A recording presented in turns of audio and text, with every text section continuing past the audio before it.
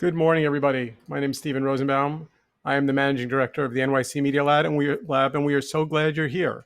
If you're just joining us for the first time, welcome to the NYC Media Lab Summit and our virtual home away from the digital cloud. I'm Anna Goodnison, a program associate at the NYC Media Lab. Yesterday gave us plenty to think about. Our conversation with Tristan Harris was a call to action, and our Three Big Ideas panel with Cory Doctorow, Jay Rosen, and Nina Jankowicz made one thing clear: we've got work to do. And if you didn't get the chance to attend any of yesterday's workshops, then this afternoon's expo is full of exciting university projects and startups you won't want to miss. So today's panel on the future of media and tech in New York City is going to take us on a time machine to the future. As a reminder, we know our virtual home may look suspiciously like your living room or your extra bedroom, so don't be shy. If you got to get a cup of coffee, we've got our coffee here. Just take a break. We'll miss you, so hurry back. So to introduce our first session, we've got an extraordinary guest to bring to the stage, Jan Vilcek. Jan Vilcek is a biomedical scientist, an educator, an inventor, and a philanthropist. He's a professor in the Department of Microbiology at New York University School of Medicine and chairman and CEO of the Vilcek Foundation. Jan was born in Slovakia, then part of Czechoslovakia, and he's here today to introduce Andrew Yang, who was just honored with the Vilcek Prize for Excellence, awarded to immigrants who've had a significant impact both on American society and world culture. Jan, please take it away. It is a great honor as well as a pleasure to introduce Andrew Yang, who is today's keynote speaker. I could begin by a cliche. Andrew Yang is so well known, he doesn't need an introduction. True, I don't need to tell you who Andrew Yang is, but I believe that he really deserves a warm welcome. In the interest of full disclosure, let me mention that I am heading a foundation, the Vilcek Foundation, and we have recently awarded Andrew the Prize for Excellence in Public Service, an award he really amply deserves. Andrew credits his tenacity to being a child of immigrants, observing how hard his parents had to work to provide for him and his brother. He also mentions that as a young child, he would often feel different because he was the only Asian kid in his class. Upon graduating from Columbia Law School, Andrew began his career at a prominent New York City law firm. Andrew is said to have characterized his job as, and I quote, a pie-eating contest. And if you won, your prize was more pie, unquote. He felt that it was wise for him to leave after 5 months, and he then successfully started a new career, developing startup companies during the early tech boom. In 2011, he founded Venture for America, a nonprofit organization that promotes job creation and prepares recent college graduates for careers as entrepreneurs. For his work, Andrew was designated a champion of change, part of a program of the Obama administration recognizing Americans who are doing extraordinary work in their communities. Andrew also became a member of an advisory group called Presidential Ambassadors for Global Entrepreneurship. Andrew left Venture for America and his other assignments in 2017 to focus on his presidential campaign, which most of us vividly remember. Central to his campaign was the idea of universal basic income. Andrew argued that paying each adult American $1,000 per month would address the widespread unemployment expected to follow the growing automation in the United States economy. Andrew's presidential campaign gained significant momentum, and in fact, a form of universal basic income was implemented as part of the government's response to coronavirus when many Americans received a check for $1,200.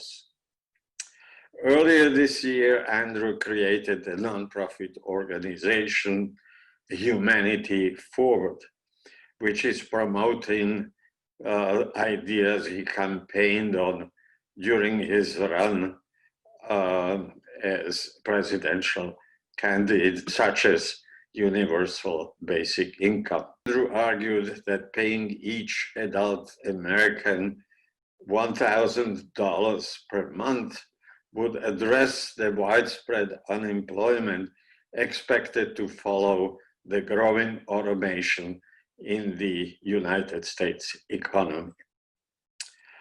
Andrew's presidential campaign gained significant momentum, and in fact, a form of universal basic income was implemented as part of the government's response to coronavirus when many Americans received a check for $1,200.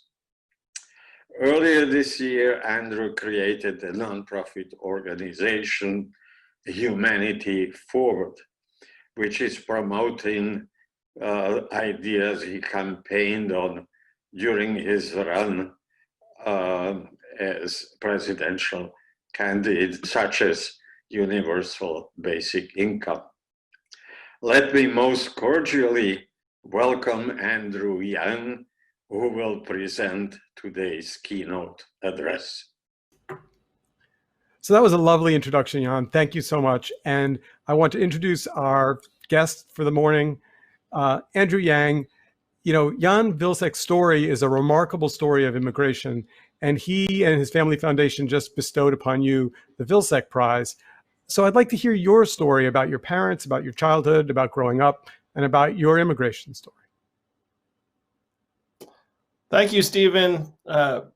My parents immigrated here from Taiwan as students, and they met as students at UC Berkeley. So my brother was named after the Lawrence Observatory. I was born in Schenectady, New York. My father worked as an engineer at GE there, and then he moved to IBM. And I remember vividly growing up, one of the only Asian kids in my town. Town was predominantly white.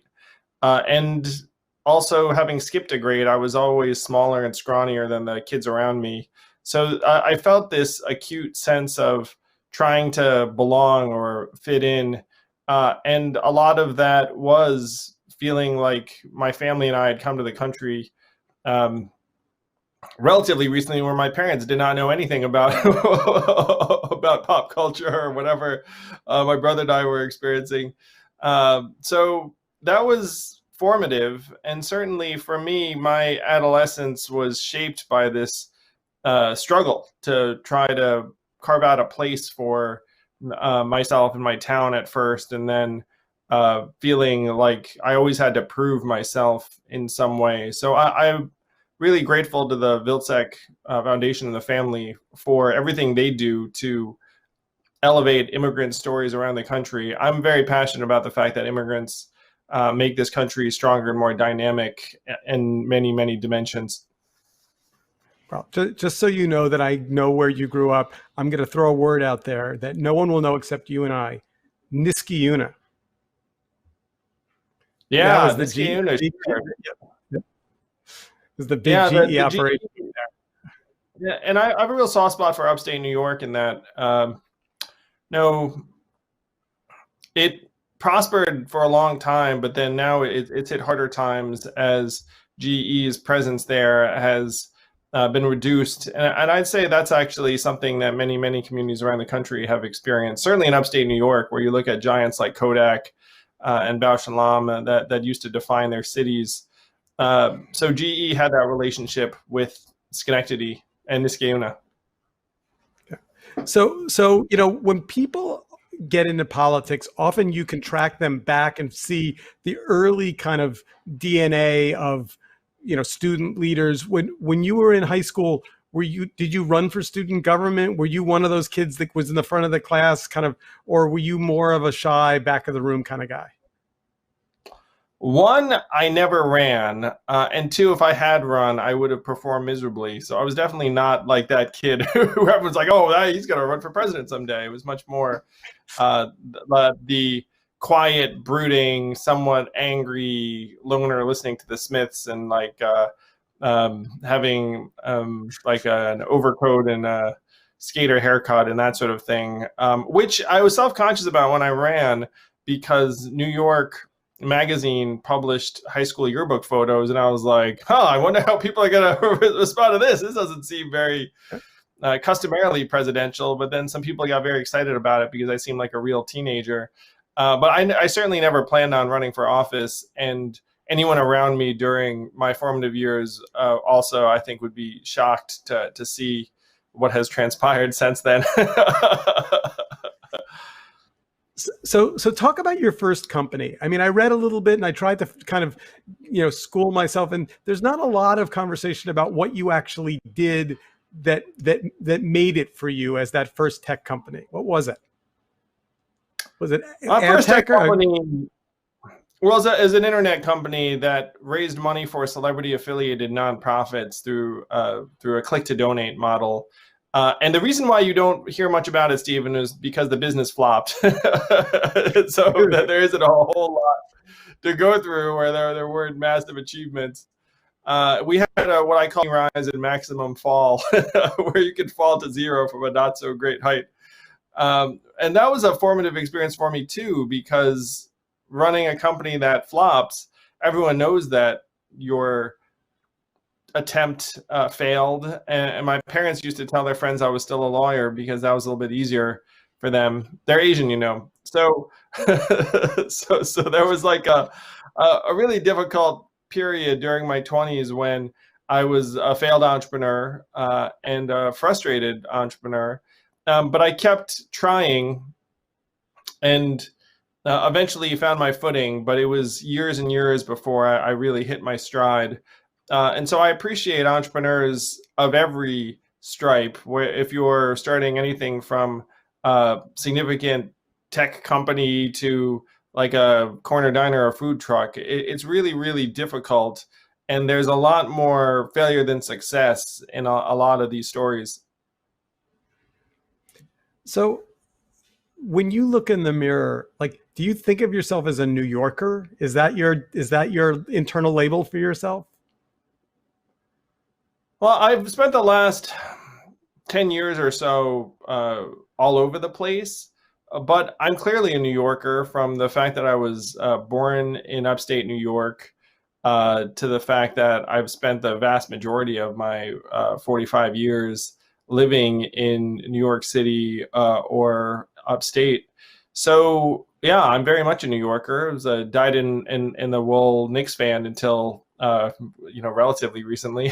Like I grew up watching the Mets. It's like the rest of it. So I'm very much a New Yorker. I love New York. I owe New York a great deal, and it's heartbreaking to see how much we're struggling now because of this pandemic. In some ways, unfortunately, a lot of the things that brought us to New York City in particular, like now they're shut. I was just talking to someone who works in musical theater, and like Broadway has been shut for months and has no designs on coming back. And a lot of people think about that as a defining element of New York. I talked to Jose Andres, who's a restaurateur, and talked about how the majority of restaurants are going to need some kind of relief in order to avoid closing in the next number of days and weeks. So a lot of the quintessentially New York institutions are in peril right now because of the pandemic and the associated closings. So, New York's last 10 years, there's been this pretty remarkable, invention of the connection between universities, large tech, media, both as a funder and a buyer of startups. And students come here. Now there's more tech jobs for them, or at least there has been. When you look ahead, now that we know that we're in this COVID era, like a lot of the things that you talked about, which, not that long ago seemed pretty far out in terms of technology and AI and driverless vehicles and kind of the coming challenges to employment have happened very, very quickly. Do you think that New York's facing a bump in the road, or is this a fundamental change that we're facing? Well, Stephen, the change is going to look very, very different depending upon who you are and what part of the economy you're interacting with, frankly. Where if you work in the digital economy, you might be busier than ever. I have a relative who works at Google, and they're just all working from home, and they're not going to the New York office, but they're as busy as ever. Actually, his business is up. And then if you're a security guard or food truck operator or personal trainer or hairstylist or something along those lines, then things have become very, very difficult very, very quickly. And that's going to be the case for months because a lot of the activities that we enjoyed for so long are going to be curtailed for months. So it depends upon where you're approaching New York from, Stephen. But this transformation is profound. And I feel for so many of the people that are seeing their wages, their opportunities, their work hours cut because they're going home and through no fault of their own, and they're trying to figure out what the next steps look like and hoping that we revert back to some version of pre-COVID normalcy, but that's going to be elusive for quite some time. So here's the challenge in talking about tech, particularly with you, is like there's a very exciting innovation story to tell, and then there's a really scary tech eats our jobs and our livelihood stories. I'm going to do them in order, and I'm going to do the fun one first, and then we'll do the hard one. So the Media Lab, you may know, the NYC Media Lab is a consortium of universities and tech companies and media companies, and we sit at the middle of all of this cool stuff. And so I was thinking about, like, when you we'll do the cool part first. So when you look out at, electric vehicles, embedded human to machine sensors, underground highways, space flight to Mars. Oh wait, I think I just did all Elon Musk startups. I didn't really mean to do only Musk things, but like, is there a piece of technology or a project or something that you look at and you geek out on it, like it's exciting for you? I love technology. I love progress, but we have to be clear-eyed about the impact it's going to have on many, many Americans' livelihoods in particular. And I like to point to things that are happening right now, Stephen. Google, just a number of days ago, announced that they have AI that can do your call center work for you if you're a business. And if you're any kind of leadership team, you look up and say, wow, like Google's AI can like handle our incoming customer service calls. That's tremendous.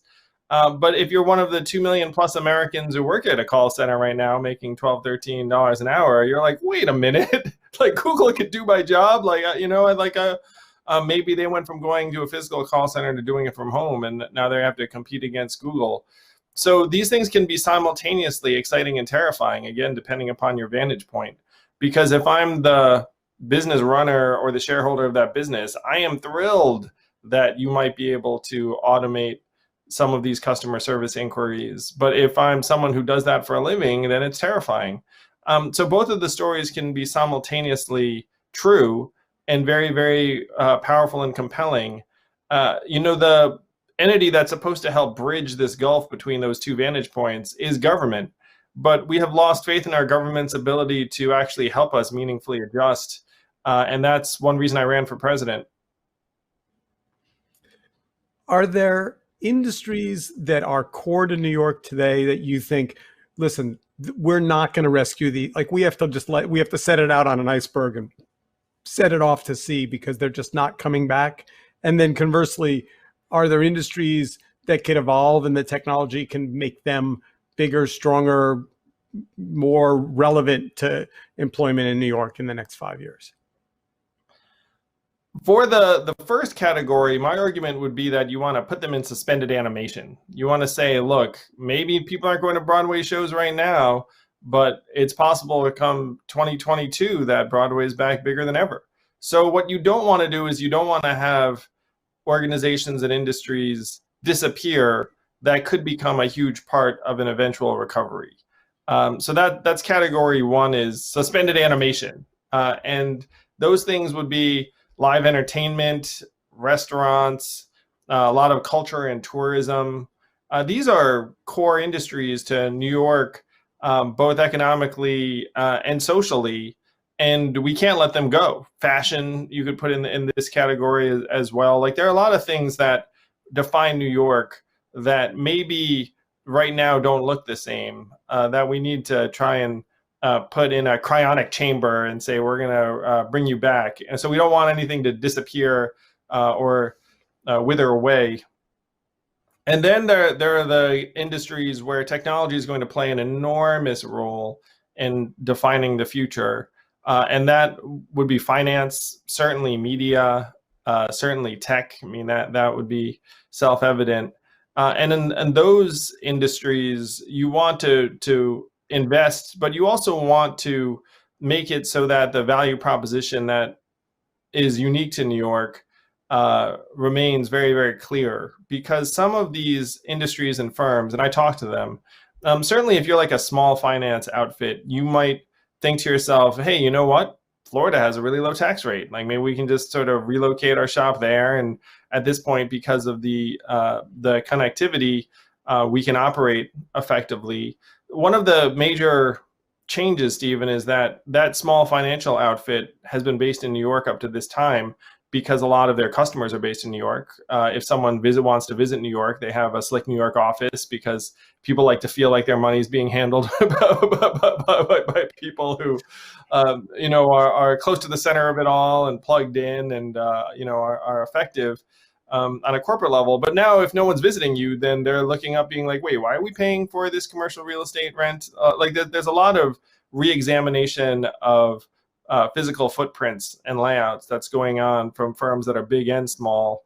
And the burden in some ways is on New York to say, look, there are very, very important reasons to be here, regardless of whether or not people are traveling to the same degree or going to the office to the same degree. So one of your kind of tentpole ideas that you talk about a lot and that's core to the book is UBI, Universal Basic Income.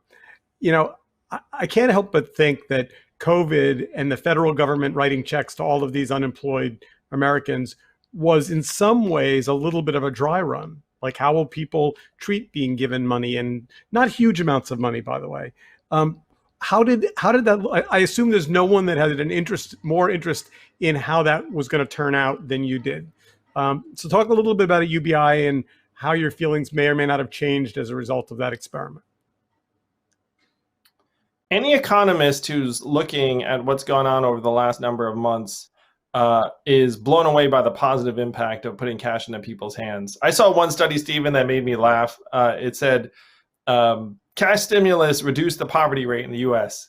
And then you look up and say, well, I guess that makes a lot of sense. If you ramped up benefits and put money into people's hands, you reduce poverty. But they reacted like it was this giant news flash. Any economist who's looked at it, though, has said that direct cash relief has been one of the most effective things we've done, that we should do more of it. And you know who agrees with that? 75% plus of Americans. Right now, 75% of Americans think we should have cash relief during the pandemic, and 55% think we should have universal basic income in perpetuity. And I have to say that those numbers are just going to trend up, not down. So when you talk about the cash relief as a dry run for universal basic income, millions of Americans got that $1,200 stimulus check and loved it. And they looked up and said, wait, we can do this? Like we can actually put money into our hands as opposed to just bailing out like a megacorp or a mega bank or whatnot. And I believe that that direct experience people have had is one of the things that's driven this 75% plus approval rating for cash relief, because everyone now knows that it's possible and it works. So this is not going anywhere. This is just going to grow and grow. Kamala and Joe just came out with a very, very ambitious child credit that resembles a universal basic income. It's essentially like if you're a parent of a child below a certain age, you're going to get $100 a month, like hundreds of dollars a month directly. So we're just going to keep heading in this direction. Kamala also endorsed a $2,000 a month pandemic cash relief plan that would be, frankly, like very, very similar to universal basic income for the duration of the pandemic. So I never would have wished this crisis, this devastating time on anyone. But my great hope is that we can accelerate some of the solutions as well as the problems. So you may have seen already yesterday, our keynote was given by Tristan Harris. Tristan has a film that's now playing on Netflix that's interestingly wildly popular. And the social, I always want to say conundrum, but it's not. It's not. It's about Facebook and it's about social media. The dilemma, right? It just doesn't roll off my tongue. I don't know why.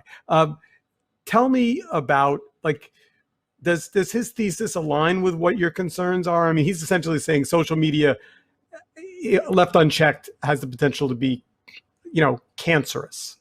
And the film's disturbing. Yeah. The film is eye-opening. Yeah. Yeah. I'm so grateful to Tristan. Tristan's a friend of mine. I am 100% aligned with his perspective. And it's not even just potentially cancerous or corrosive. It's already tearing us apart. You can just look up right now and say, why is it that so many Americans disagree so much on the coronavirus and Trump and other things? It's because many of us are just seeing different versions of reality right now. You get information from your Facebook feed, and you're on the right, you're getting a completely different version of reality than folks on the left. And then you ask yourself, well, how do you bring a country together around real solutions? For example, where now one seems pretty freaking obvious. If you get even bigger than that and more ambitious than that, social media is one of the major factors that is keeping us from being able to agree on things enough to actually have any kind of consensus build around solutions. And people who are watching this, if you're young, you know this because you're experiencing it directly. We've seen a massive spike in anxiety and depression among teenagers, teenage girls in particular. That's hand in hand with smartphones and social media adoption. And you have to ask yourself, if you're a multi-billion-dollar tech company who's driving advertising revenue by maxing out engagement, and then you have on the other hand side of the coin, let's call it the mental health of young people.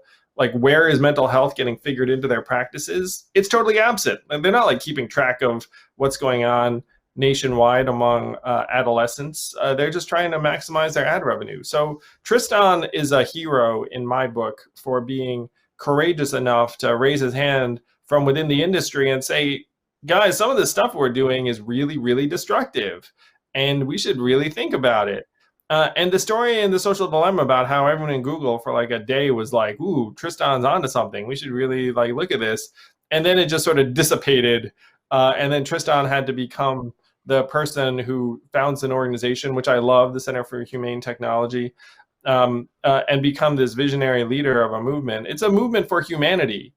Again, you have on one side of things these massive tech concerns that are enormously profitable and valuable.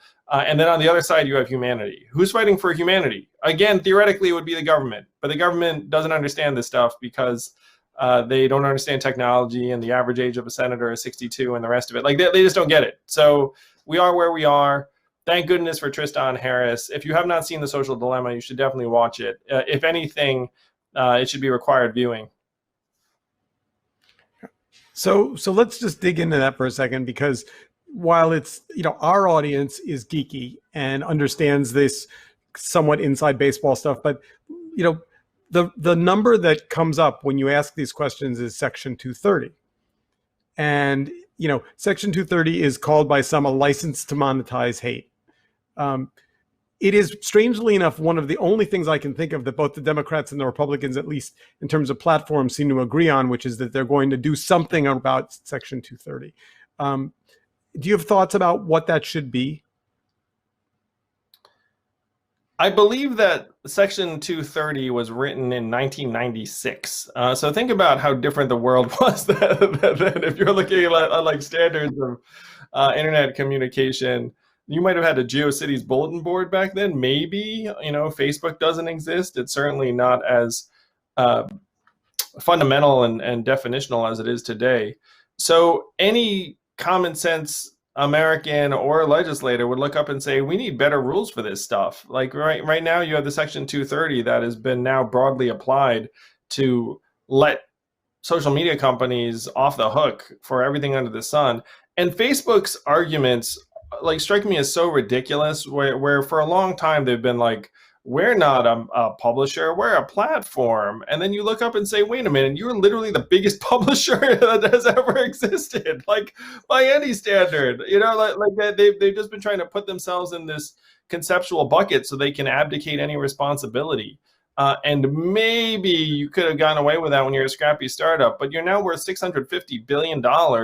You were selling and reselling our data for tens of billions of dollars a year. We're not seeing a dime of it. So then like pretending you have no responsibility for any of this stuff is garbage. It's really painful. It's painful to see just the total absence of responsibility that some of these concerns are taking. But government has not done us any favors because we've been relying upon an archaic set of rules that could never have conceived of the world as it exists right now in 2020.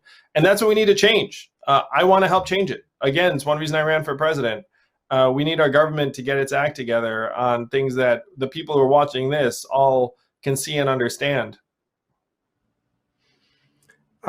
So we'll spend just a minute on politics. A couple of big issues that you've had strong feelings about.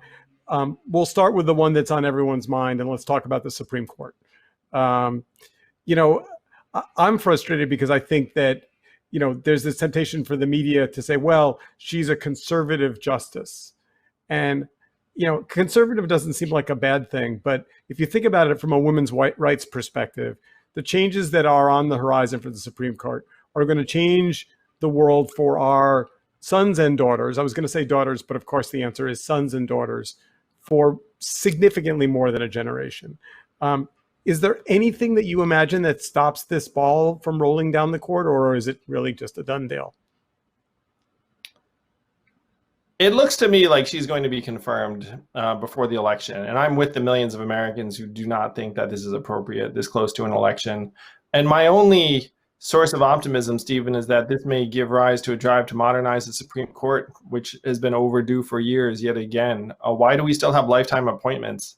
It does not make any sense. Life expectancy is much, much longer now than it was in the days of the founders. And people used to retire from the Supreme Court for non-health reasons. They would just retire to stop.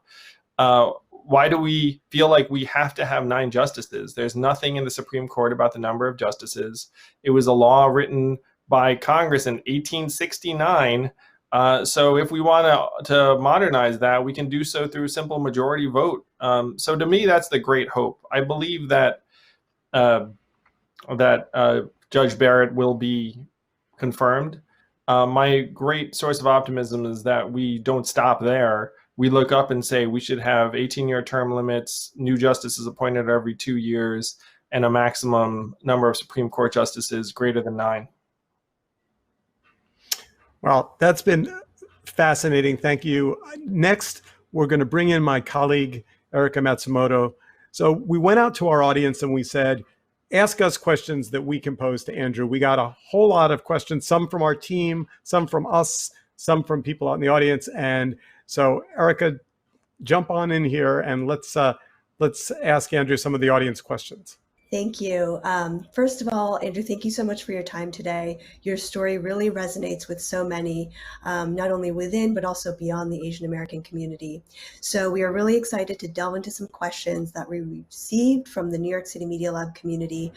Some of these are new topics, in addition to topics that we've talked about during the fireside chat. So To begin, you are a technologist and a politician, which some say is a combination of skills we need more of in all levels of government. You mentioned Google's AI. We've seen OpenAI's recent GPT-3 tool.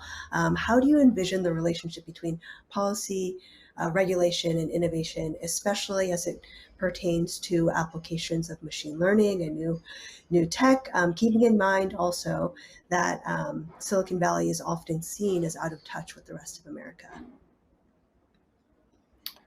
Thank you for the question, Erica. Traditionally, the approach of technologists has been to ignore government or just lobby it enough so that it stays out of their way and does things that you like as an industry.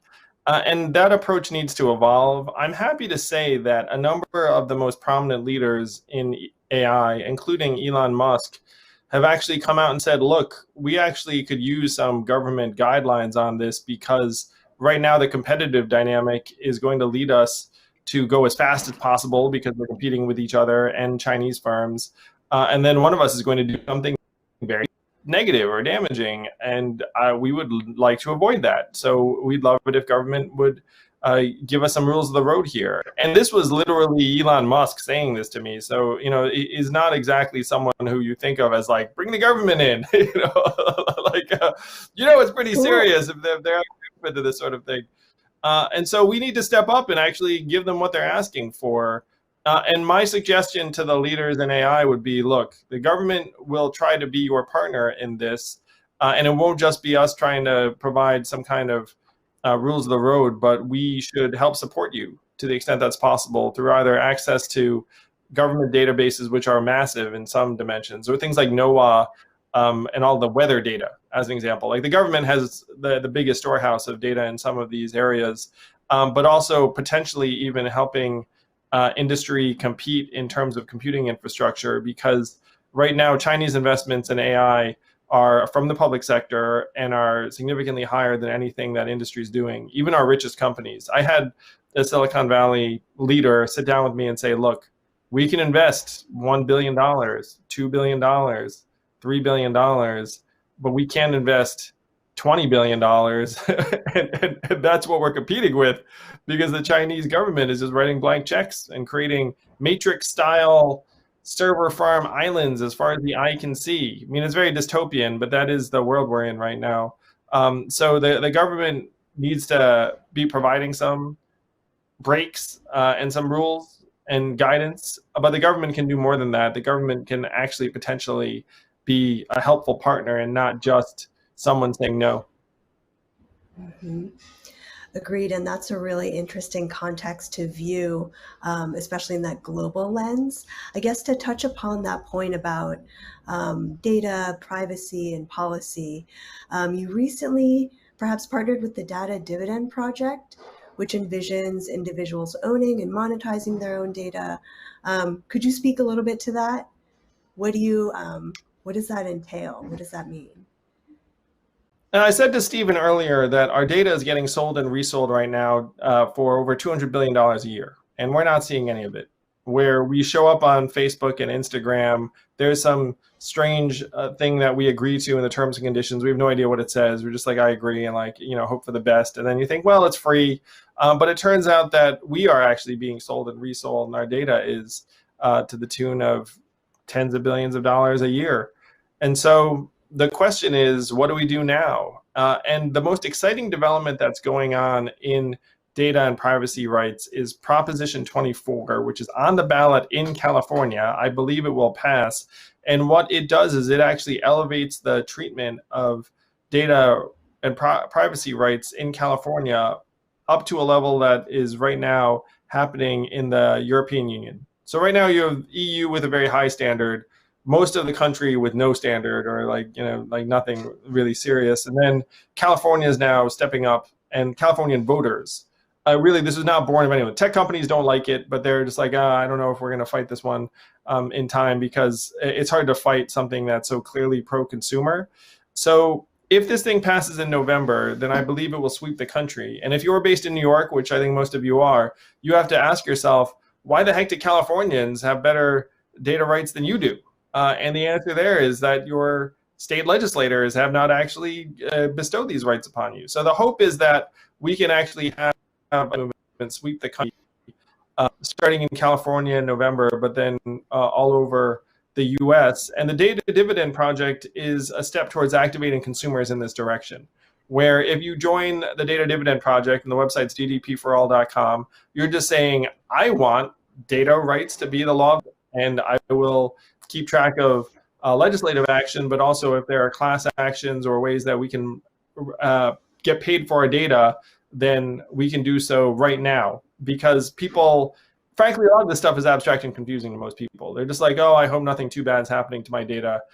So the hope is that we can actually get you excited. So here's one exciting development, for example.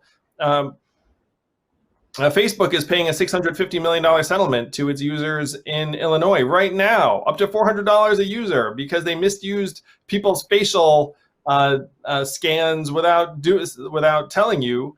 And so if you have a friend in Illinois and they go to ddpforall.com, they can get $400 in number of weeks. $400 is real money, especially if you're young. So that there are ways that we can actually get compensated for our data right now. I'm very passionate about trying to create energy around this, because the tech companies are obviously better served by us. Again, you have the handling of our data on one side, tens of billions of dollars, hundreds of billions of dollars a year, and then you have humanity, and so it's up to us to stand up for our own humanity, our own data rights. It's starting in California, but I'd love for it to come to New York too. And if you want to help, ddpforall.com, Data Dividend Project. We're trying to build a movement around it. Awesome. All right, here's a question. Here's a question from one of our attendees. Mario Visulo wrote, what does your information look like, Andrew? Your information diet, Andrew, what does it look like? What do you wish existed to help people be more mindful of how they invest their attention? It's a great question, Mario. So I would not recommend my habits to most people, because I am very active on social media. I ran for president and started with something like 5,000 Twitter followers, and now I'm at 1.6 million. So I do a lot of Twitter. I do social media in different dimensions. And I see that as just part of my role as a public figure now, just trying to put ideas out there that will help move us forward. But I try to be mindful. I try and get outdoor time every day. I try and exercise regularly. I try and turn screens off. I try and just enjoy time with my kids. I think that likening your information diet to your food intake is actually really useful, where no one should just eat junk food all the time. So what's the information equivalent of junk food? Probably social media, honestly. So if you're getting a lot of social media, you might want to get a hearty meal, which might be a book. You go get yourself a book, and then that can be nutrition.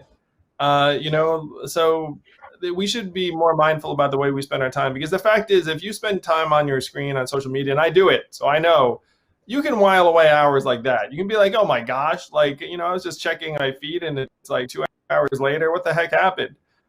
So tools that help you actually set limits would be very helpful, but we are outgunned. That's one of the frustrations I have too, because we've gotten so far as a country now, or a society, where we're just like, leave it to the person, or leave it to the parent, and that stuff is not actually going to truly balance the scales. It's like we need help.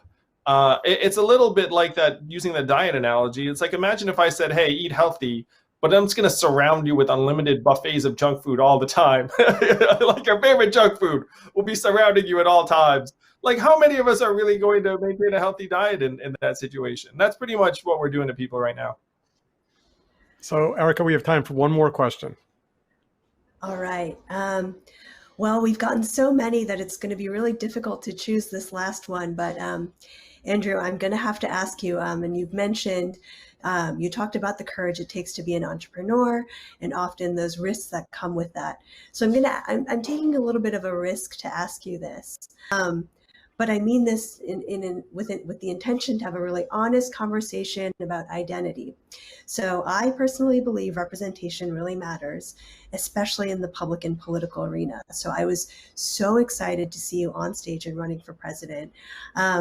So I have to ask, about the op-ed that you published in the Washington Post, where you asked Asian Americans to quote unquote prove their Americanness and assimilate. This seems to have struck a chord amongst not only Asian Americans, but immigrants and people of color broadly. How would you like to respond to some of that criticism that perhaps, we are a diverse, multicultural America? Like, how do we navigate that? And I think this is, there's no perfect answer, but I would just love to hear your thoughts and ask if your sort of if your thoughts have shifted since. Well, thanks for the question, Erica. I'm very proud to be the first Asian American man to run for president as a Democrat. And in that op-ed, what I said was just for people to do more. And the actions I asked people to do were to vote, to volunteer, to donate, to make themselves present in their community. I would certainly not use the word assimilate to describe those actions. Certainly that word never appeared in the op-ed. And so if you take those actions in a negative light, then it's just a very different interpretation, because the reality is that Asian Americans are an integral part of the fabric of this country, but we do vote at lower levels than other groups. We do get politically engaged or run for office at lower levels than other groups. And as an Asian American myself, I get that, because certainly growing up, I was not told that American politics was something that I should be trying to invest my time or livelihood in. Like, that was not the message I was getting. And I have a feeling that many Asian Americans around the country were also not getting those messages. So to me, we're as American as anyone else, 100%. But we should be voting at higher levels. We should be volunteering and doing more for a country that has given us a great deal and needs us now more than ever. Like, if Asian Americans actually do get politically activated this time, which I fervently believe is the case, I believe that we could determine the course of this election. And that is what I would love to see happen for us in the entire country. I'm totally with you there. As we saw in Virginia and the impact of the Asian American vote, totally with you. So excited. Andrew, on behalf of the tech community and the folks at the NYC Media Lab and all New Yorkers and attendees here at our Media Summit, thank you so much for taking the time. Incredibly interesting conversation, and look forward to seeing what I think is probably an interesting next chapter in your career. Thank you all. It's great to be here.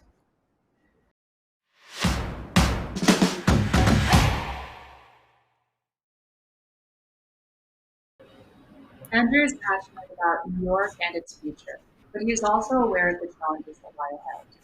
Next up, Steve has gathered 3 New York leaders in technology, economic development, and business to explore the future of New York and how we can build a strong future together. So this is an esteemed panel, and I'm really excited to have you guys here today. We're going to do a little bit of a time machine for the next 30 minutes. We're going to go back 10 years, and then we're going to go forward 10 years. And in doing that, we're also then going to invite the audience. There have been some questions that have come in, and we're going to give the audience a chance to kind of interrogate you guys about what you think in terms of the future of media and technology in New York. But I want to go back 10 years ago to this now legendary report, which was nyc.media.2020. So Stephen Strauss, why don't you just begin by talking about what the plan for this report was, and then what the outcome was. And then we'll let our other panelists, Justin and Maria, join in and kind of poke at that report a little bit. Okay, well, take this back to the financial crisis, 2008 or so.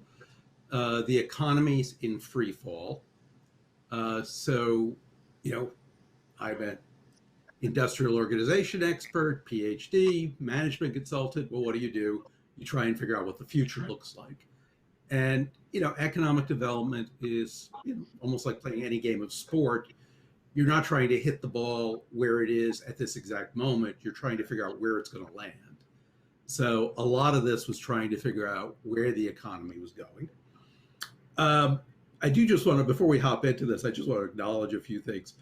Media NYC 2020 was part of a larger series of projects looking at almost all the sectors of the New York economy: fashion, clean energy, financial services. Ann Lee, who's now at JP Morgan, Christy Sunjaja, now at Taboola, Peter Price, whose Rolodex I shamelessly borrowed to make the thing happen, and Bob Lieber, who was the deputy mayor for economic development, and all sorts of other people I'm not mentioning played a big role in this. So anything that was good in the report, to their credit. Anything bad probably was me. By the way, a big shout out to Oliver Wyman, who contributed a lot to this. So I guess I'll talk about maybe what we got right, and all right, but button it up a little bit, because our audience isn't going to read it. So, like, what's the short version? Like, give us the précis version for impatient virtual audience members. All right. The high-level version of all of this was we saw 4 kind of big trends hitting the New York economy, at least as media was concerned. The rise of international. The U.S. had gone from being 50% of the world economy to 20-ish% of the world economy since World War II. International is going to be a lot more important. Innovation, the digital revolution, that the world was going digital, and that was going to be as profound a change for the American economy and the media industry as the rise of automobiles in the early 20th century. That this is all about talent. That, New York City, 200 years ago, New York City's advantage was, the Erie Canal linked New York to the Midwest. And a lot of what drove the early history of New York was the port, the logistics, the transport. Fundamentally at this point, it's down to human capital and the things that go with human capital: museums, theaters, research institutions. And then finally, what we called connectivity, agglomeration economics. Productivity tends to go up as you increase the density of knowledge workers. And so, we kind of have a nice little cycle here of things we need to do. Plug into the innovation economy, need to bring in talented people, need to be thinking much more about international. If we get talented people together, productivity goes up, and you keep going around in a nice cycle. Wait, hold on. So this is a perfect place for me to kind of jump a little bit forward. So this report got lots of things right, lots of things wrong. We'll talk about that. But one of the things it did was it planned for and called for the construction, the development of the NYC Media Lab. So Justin, I presume there's at least pages in this report that you're very fond of. Yeah, I mean, absolutely. I think words in Steve's mouth, but one of the things that it seemed to suggest with situating the question of the future of the media industry amongst the city's other institutions, and thinking about the universities as these, drivers of talent and sources of new technology, because primarily it is only about talent. It's not really about tech. And so that idea, I think, was the right one at the moment. And we'll get into this, I'm sure, later, but it feels to me like the way we'll get out of the current crisis is, again, to sort of double down on that idea. The human capital here in New York will again, be the lifeline. So Maria, you weren't involved in the drafting of this report, which gives you kind of a free pass on being able to criticize it without having your words on the page. When you do a lot of this future thinking and kind of hardcore economic thinking. When you go back and read it, like, does it seem like are the hits and misses just the nature of future planning, or is there something more to look at when we go back 10 years to where we thought New York was going? So I think the fact of the report was as or more important than the content of the report. And I say that because the New York technology sector, we're now #2 in the United States, if not the world, really grew very differently than the rest of the other innovation hubs. We were not driven by universities spinning out technology to start new companies, which was the case for Stanford, the West Coast, and for Boston. Our tech sector was formed by people really coming out of large corporations, taking advantage of the new applied technology tools that were available now to everybody, basically the internet. So if you look at the first generation of technology, which started in the late 90s, we had a boom and then we had a bust, a little bit like laying those railroad tracks of the 19th century. And then it collapsed. We had basically an infrastructure in place of entrepreneurs who had been successful 1.5 times. So then the industry started to recover slowly. And when the Bloomberg administration came and started paying attention to this to that sector, specifically with this report in 2008, I would say that the fact of paying attention to the innovation economy was one of the most important things that they did, because they, in particular, the mayor was excellent at this. He talked about it, he promoted it, he visited the technology companies, he showed them a lot of love. And so that helped with visibility internationally of New York. It drew entrepreneurs here, and it made the entrepreneurs here feel valued and that they were part of the broader economy of New York and not just sitting off on themselves. And then the second thing that they did, primarily with the engineering campus, which is in my top 5 great things that Bloomberg did for New York, is they connected and they started connecting the universities to the tech sector. The universities played very little role in the first 10 years in terms of their contribution to building the innovation economy. And with the coming of that engineering campus, it was a big, splashy international project that got a lot of attention and a lot of press. I mean, remember that Mayor Bloomberg is a media guy, so he knows how to work the media to the advantage of New York. But it also got the local universities to up their game, because the threat was that Stanford was going to come into their backyard, stealing money, stealing students, stealing attention. And it really caused the local universities to up their game in the innovation economy. And there were, so obviously Cornell got the big prize, but there were consolation prizes that were given to both NYU and to Columbia. And so it really, I think those 2 things were as impactful coming out of that report and have made a difference for the New York innovation economy. So Justin, again, it's a time machine, right? So you're new on the job. By the way, a little, we can all sing happy birthday. This is officially the 10th anniversary of the NYC Media Lab. And, you know, I can't decide if that makes us a preteen, like emotionally, whether we're like a tween. I think we're a tween. When you arrived and started interacting with the universities and said, we're going to connect this consortium of intellectual firepower with media and technology, like, were you just welcomed with open arms? Did everyone say that's great, or was there bridge building to do? So I came in a couple years into the project after Michael Bloomberg had announced it, after the executive director at the time, Roger Neal, had sort of set up the initial infrastructure, and in beginning with the relationship with NYU and with Columbia in particular.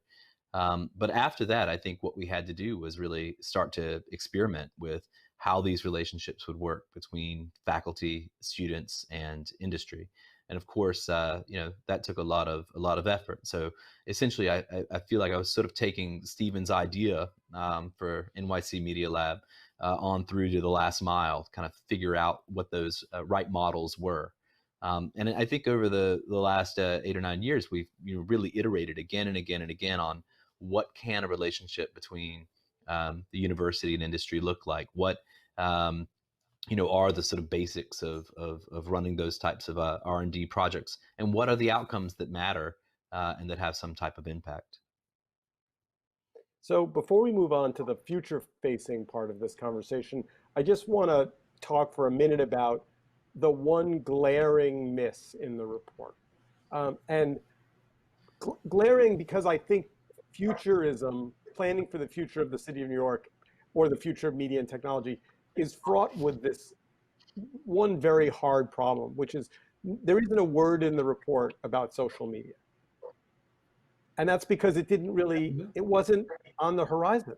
Like there was no way to imagine a thing that didn't happen. You know, now it consumes our lives, but 10 years ago, it was the thing you put up your dog and baby pictures on, you know? But Steve, I don't think it's government's job to pick an industry. And I think that's what was very interesting about the report. They framed the sector and they framed the innovation economy. And they did not go and but I don't think you want government to do that. You want the innovators to do that. They did not go out and say, well, we think within the media sector, these 3 areas are going to be the winners and we're going to back those 3 pieces. I would say that's what venture capital should be, not government. Fair enough. Yeah, no, Maria, that's very much on point. We tended to focus. I mean, I do take Steve's point. We should have spent more time about thinking about social media, but more broadly, I'm not sure it would have changed that much in what we did, because at the end of the day, we were looking at the broader trends in the economy, and the big trend was, okay, the world's going digital tech. That means universities, knowledgeable people. And, you know, social media is part of that trend, but we were looking more at what's the infrastructure, what's the digital age equivalent of building a new port. All right. So now let's get to today, and then we'll start to look toward the future.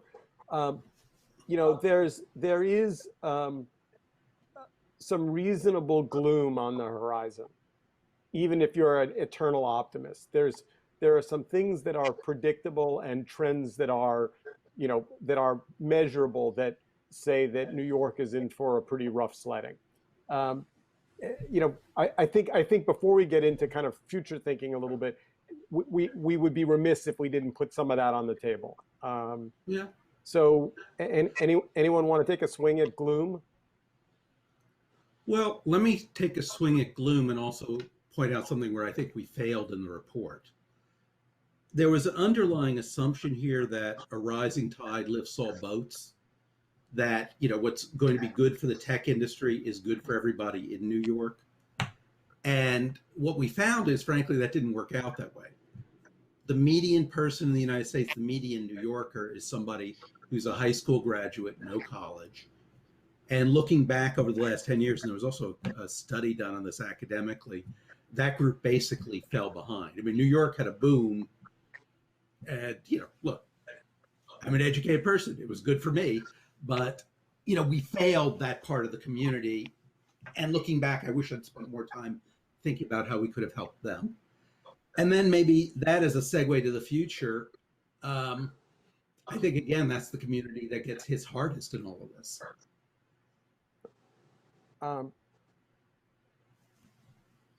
Maria, I don't know why I just assumed you would dive in and give us the data that we're all staring at. The part of the economy that was hit the hardest by COVID is the small business community of New York. Yeah. And that is, there are 240,000 small businesses in New York. Over 60% of them have less than 20 employees, and many of them have not been able to access all of the resources that the federal government has put out. So it's an enormous problem. And that's why we have partnered with the Borough Chambers of Commerce and the city through EDC, raise some philanthropic money to create a program specifically to help those small businesses. And while it's early days, we're hoping that we can use that as a vehicle to connect the various resources from the large corporates, from philanthropy, to those small businesses to give them both the advice, the tools, et cetera, to recover. So repairing that section of the economy is going to be a key part and a key focus of the next couple of years. The tech sector, you know, because it's in a reasonable shape, is going to, on some level, have to grow up and take responsibility for like being a big player in the economy, because they're going to be a very important engine to bring New York back, to generate the tax revenue and to employ the people, to bring our economy back. And so the fact of a couple of the West Coast companies signing big leases here is a huge positive for the city. And so the role of technology in those companies has increased beyond where it was, say, in November of 2019. So is your take that this remote working, work from Zoom home thing there will be an end date and the office buildings will be refilled or will repopulate? It's going to shift around. So I think you're going to end up with a mix. I mean, listen, anybody, we're now in our crystal ball phase here, right? But the things that make New York unique are the density and the very unusual mix of backgrounds, perspectives that New York brings, right? So that we are not just monotech, we are not just mono media, we are not just mono academia. We have all of those things in the mix. And when we have sort of gone at an industry, we've done actually quite nicely by bringing those things together. So I think there remains an interest and a hunger that people have for being around that kind of diversity, if you will, of thought and opinion. And so the how physical spaces are used and laid out is probably going to change. And so maybe you're not going to have everybody working from an office for 5 days a week, but you have some work at home, and then the times that you're in the office, it's more about connecting with the people in the office in a new way. So I think certainly the video chat is not going to go away. It may replace conference calls, where we know everybody kind of zooms off and only pays half attention. But when you're on a video conference, your attention span goes up at least a little bit. But I think the interest in the density and the interest in the diversity is not going to go away. And really, it's hard to replicate somewhere else, and it's very hard to replicate on a video conference. So Justin, you're in this very unique position. You may be better than anyone else able to talk about these two very different and now connected sectors, which is higher ed, education, and industry, media and technology. Clearly, all of these big tech companies moved to New York, took big footprints because the university system was so valuable that there was this stream, not just of ideas, but of employees.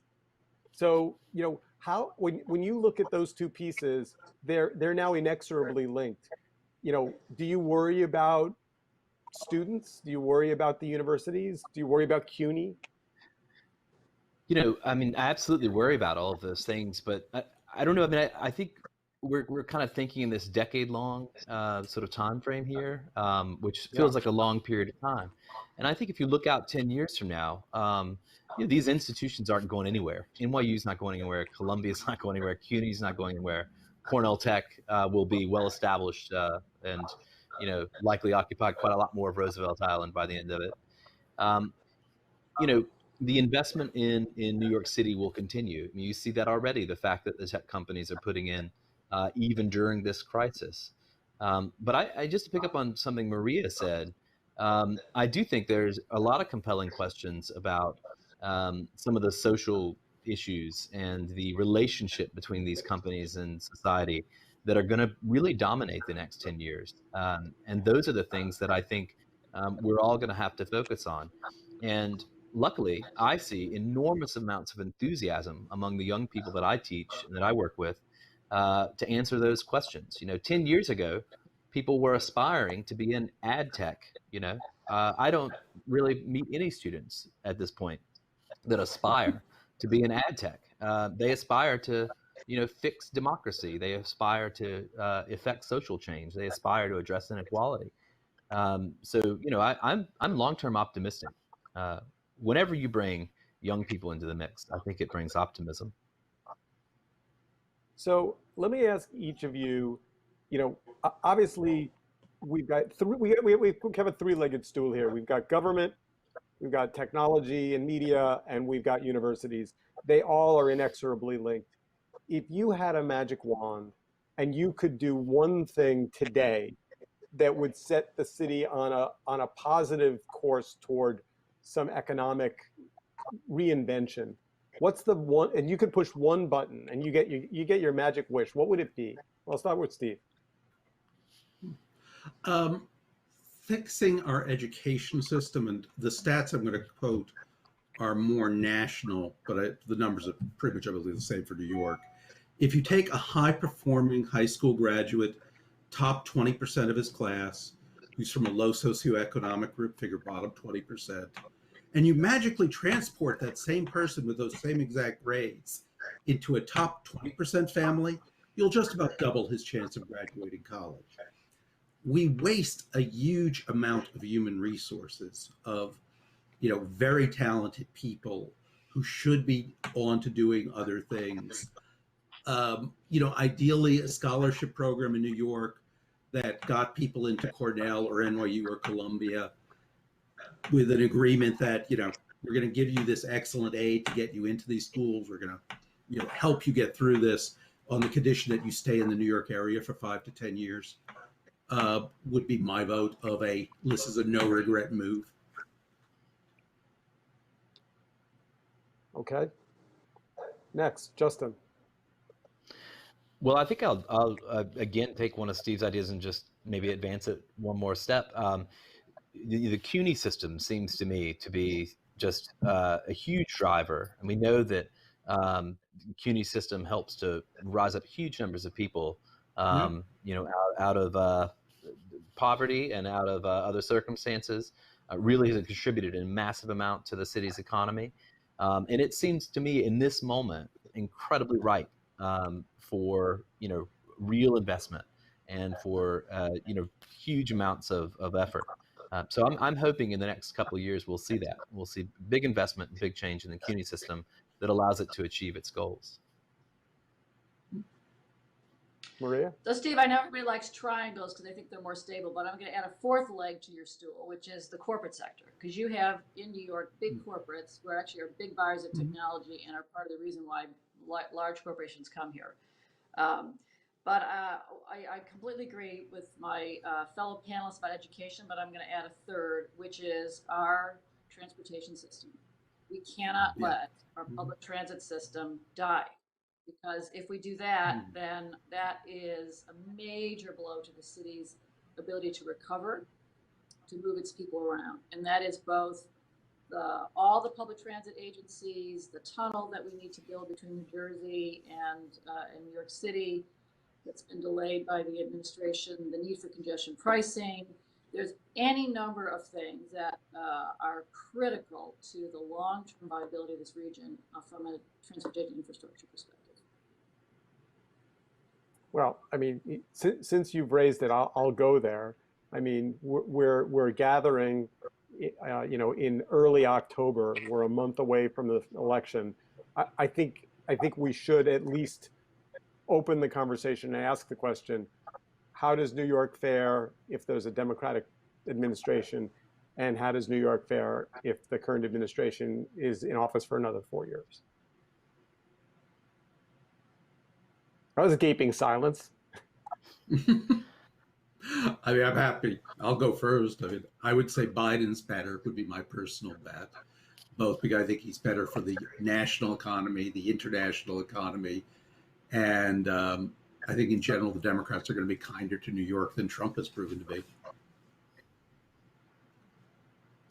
I will Yeah, refer Go ahead. the audience to the op-ed article over the weekend about the personalization of the attacks against New York by the Trump administration, and just leave it at that. Yeah. I'll just add to that I'm spending a lot of my time on disinformation right now, and the amount of vitriol and sort of hatred for New York in far right circles on the internet. It's a perpetual sort of boogeyman target. Generally something that I feel like the Trump administration has drafted on, and you've seen even the Attorney General sort of draft on. It's not so bad here in this anarchist jurisdiction, really. And I don't know. I don't think we could argue. It doesn't seem on the facts arguable that New York would fare better under a second term for Trump. All right. So with that, we opened this conversation up to our attendees and opened a Q&A and got a lot of interesting comments, and tried to pull a handful of them that we thought were reflective of some of the questions from the audience. And we invited people to ask each of you individual questions or to ask the panel, and everyone asked the panel. So none of you are directly on point for any of these questions, but you're all welcome to jump in. And I'm going to start with the first one, which I think it will give us a good jumping off point. This came, and we allowed people to either put their name on the questions or to post them anonymously. So this is an anonymous question, and it reads, James Alschuler wrote, quote, "New York is dead forever. Please discuss this argument and see if you agree or disagree." So I assume we all read the James Alschuler piece when it came out. Did anyone think that he made a good? Yeah. No. No. Yeah, no. Justin, go further though. Justin, you wrote an op-ed about I took it as a call to. Sorry, I took it as a call go ahead, to Maria. action. I took it as a call to action. There are some serious problems that this city is facing. There's no question about that. And if the business community, government, and the citizens don't come together, you know, there is a risk that, I don't think we're dead forever, but we're going to go through more difficult years than we've lived. And so I think if you take it as a call to action, that everybody at a personal level, you need to look around, what can you do, what can your corporation do to try to fix this? And maybe it's voting, maybe it's volunteering. I think we're in a situation where everybody does need to sort of get outside of their own selfish interests and think about what can I do for the broader community.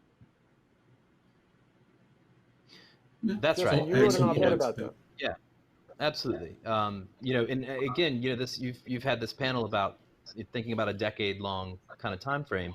You know, Maria's point about, you know, how deep do we go, or how harsh is the pain? That seems the right one to me. You know, there's no doubt New York will not reemerge, will not come through this. That there will be a city here in 10 years' time. You know, we'll look back, and will it have been, you know, a sharp dip, a deep chasm we had to climb out of? You know, how bad will it have been? What will the decisions we took in that period have done to the outcome? That's where we're at right now. So I feel like at the end of the day, you know, it's about all those choices. And Maria's almost kind of Kennedy-esque, you know, what can you do for New York? You know, question is the right one. All right, our next question comes from David at blunified.com. And here's his question. Quote, "We've seen what happens when trolls and false information took over social media. By its nature, AR can be even more powerful in its inability to deliver information and change opinions. What can we do to make sure that we don't overlay false information and hate when AR becomes ubiquitous?" Luckily, we have someone on this panel who lives in the AR space deeply. Justin. Is AR dangerous, Justin? Listen, this is kind of to my point earlier. You know, if you think about the next 10 years, it's almost a given that these technologies like artificial intelligence, deep learning, you know, generally computational media are going to advance. We've got no question about that. The question is, how do we live with them? How do we incorporate them into a media environment, an information sphere that allows us to have a healthy society? And I, you know, this is another place where New York is very strong. New York is, yes, we've done the investment in the engineering schools, but we've also got an enormous number of people asking these questions and thinking about these problems, many of them in the social sciences.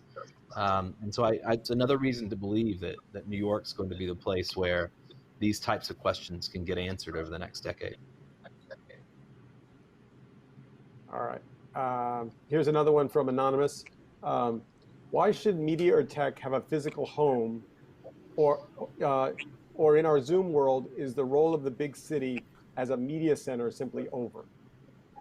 And this is different than tech, so I understand. Let's just make the distinction. But, you know,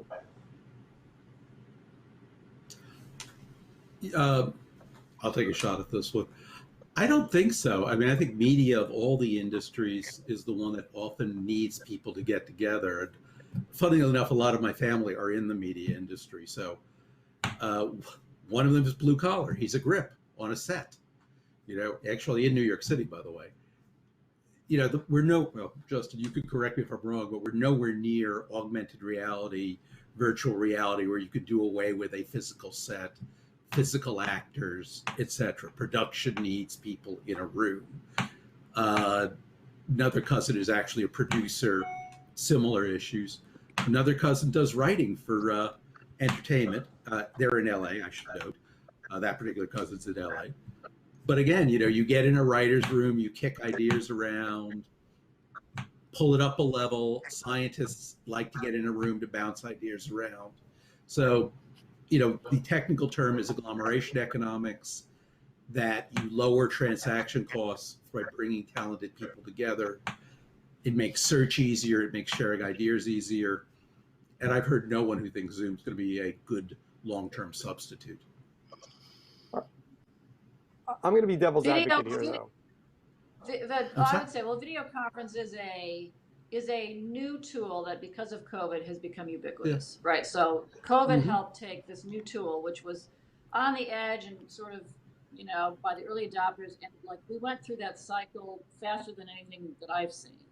But like any tool, it's a tool. It's not a new way of life. Yeah. And so we're figuring out how to use the tool to make some parts of our life more efficient and better. But that doesn't mean it's going to replace all parts of our life. And I think we're kind of now just the beginning of coming out of everything is by video. And now we're realizing, like, well, you know what? It's actually not so good for this. It's really good for that. So we're starting that sorting out phase of, like, where does the new toy fit in the toy box?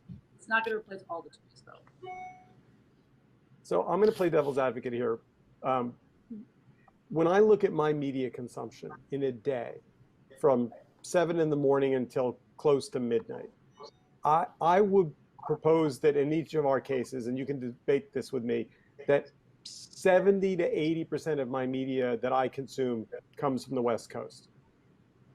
It's either Twitter or Facebook or Netflix or Amazon Prime.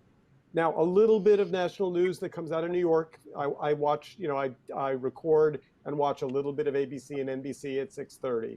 But you could make the argument, if you wanted to be, kind of, ring the fire alarm, that the bulk of my media has already left New York and it ain't coming back. Is that bad? But are you talking about the vehicle or the content? Right? So the New York Honestly, Times, I'm talking about that comes out of New York. The New York Post comes out of New York. ProPublica, which does fabulous investigative journalism, comes out of New York. So the content, a lot of the content, the delivery vehicles are obviously West Coast, but the content is New York. A lot of it. I think that's a good retort. I'll take a slap on the wrist for that one. I just add that Netflix and Amazon and those others have built studios in New York City, and are investing here. So you mentioned earlier Facebook's major investment in the Penn Station area. It's hard to say that some of these companies are purely West Coast at this point. They're here as well. Fair enough. And the definition of a media company is all blurry and weird too. Definitely. Yeah. All right, let's move on to another audience question. This is from Sam Crystal. Other than remote work, how do you think the information age will change the landscape of management and business operations? How can we tool ourselves to be better equipped to navigate this landscape? It's a good question. Yeah. I do think that we don't know quite. Yeah, go ahead, Maria. Sorry. No, go ahead. I was just going to say that, some of the tools that we're using to work right now, whether it's video conferencing, our ever more profound reliance on things like Slack, it's interesting to me the way that they flatten organizations, hierarchies kind of disappear, the sort of effect on the corporation, as it were. I think we don't really yet know. And again, this kind of goes back to that. The social sciences will have to look at these things over the next decade and tell us how it changes companies, tell us how it changes work. But it seems like we're not going backward. Yeah, I'll just add more from an academic. Oops, sorry. Yeah, go ahead. Yeah. Okay, from an academic perspective, it's a very good question. There's a strong hypothesis that what we're seeing in the future of work is a hollowing out at the middle, in the sense that somebody once quipped the last two human beings employed will be a brilliant AI person to manage the systems, and the physical nurse who's necessary to help patients in a hospital, because those are two jobs that are very hard to automate. High-end creativity, physical dexterity combined with empathy. We don't even know how to begin to think about automating that. But what we're seeing in the middle is, the traditional blue-collar jobs, manufacturing have been collapsing for decades, and that's just continuing. Retail, and Maria may want to talk to this, but one of the things that we've seen is a blast of a shift to e-commerce. So, okay, great, more and more people are buying online, but that means that even, retail jobs, which, some of them were pleasant, paid well, are collapsing and are being replaced by being an Amazon or really a fulfillment center worker, which, if I don't know if you've ever seen videos of people who do that work, it's not fun, it's not pleasant. All right, last question. So the New York City business community has been pretty outspoken about their issues with the mayor. Do any of you think that the current argument between business and government is going to have a long-term impact on the city and the future of media and tech in New York? Or is this just a short-term quibble that will sort itself out? I don't think it's an argument with the mayor. We're not arguing. What we're doing is trying to make sure that there is a concerted effort to take the steps necessary to deal with the current crisis, and to make sure that it's very clear that the business community is available and willing and desirous of being a part of the solution. And so the political rhetoric about they and we, and they are bad, we are good, they being the business community, we being everybody else in the city, is not a productive narrative at this time. And so the business community can be and is willing to be a part of the solution and is interested in working with government. And for that to work, there needs to be a partnership and an openness and a willingness to do that. So it's not an argument, it's an offer to be a partner. Fair enough. Anyone have a thought on that before we start to wrap things up?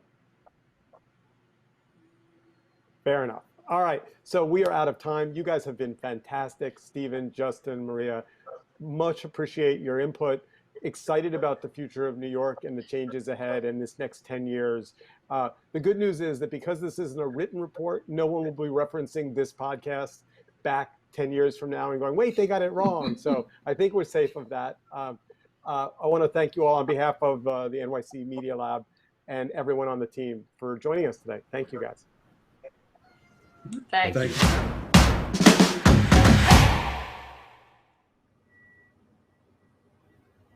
That was really great and thought-provoking. The future of NYC Media and Tech is right in our wheelhouse. The Media Lab thrives on solving hard problems and tackling complicated questions. And if you spend time like we do with students, we know that New York's future is in good hands. Next, we've got a lunch break, and then we're heading to the expo hall. We'll give you some guidance on how to get there. In the agenda, each demo team has their own session and sub-session. In the main session, you can view their demo and learn about the team. In the sub-session, you can use the chat function to ask them questions, or you can join the Zoom to speak to them live. The Expo Hall is going to be excellent with projects and tech that you do not want to miss.